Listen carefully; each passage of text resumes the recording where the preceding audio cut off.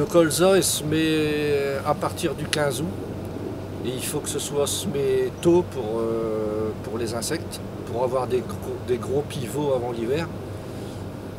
Et vu qu'il y a un précédent trèfle, le trèfle est démonté 3 semaines avant. Il est démonté assez tôt pour qu'il arrête sa pousse et puis que le sol ne soit pas trop sec. Et donc pour le 15 août, il faut que le champ soit prêt à semer comme des betteraves, que ce soit une préparation betterave. Donc semé au 15 août, il germe, il lève tout de suite pour avoir des gros pivots et puis pouvoir être résistant par rapport aux insectes, parce qu'il y a des insectes aussi en bio, mais s'il y a un gros pivot en bonne santé, il arrive à s'en sortir par rapport aux insectes. Fin septembre, un binage est réalisé sur la culture. Le colza peut éventuellement nécessiter un deuxième passage, mais cela est assez rare.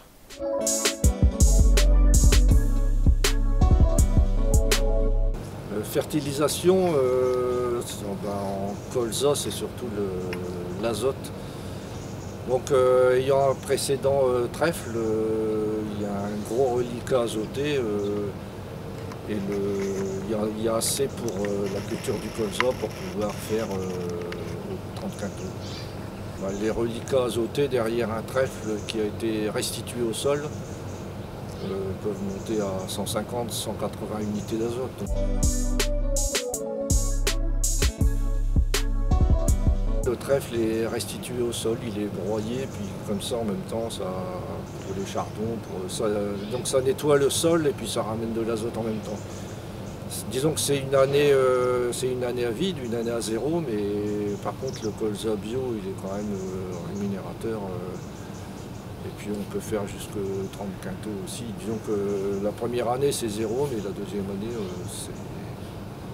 ça compense l'année à zéro.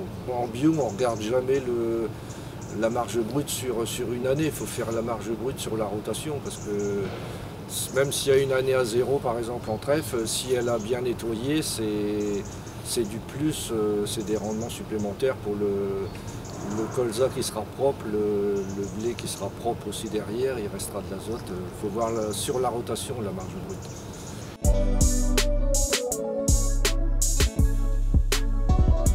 Pour les méligettes, on fait comme en conventionnel, on met 5% de variétés précoces. Les méligettes vont sur les premières fleurs.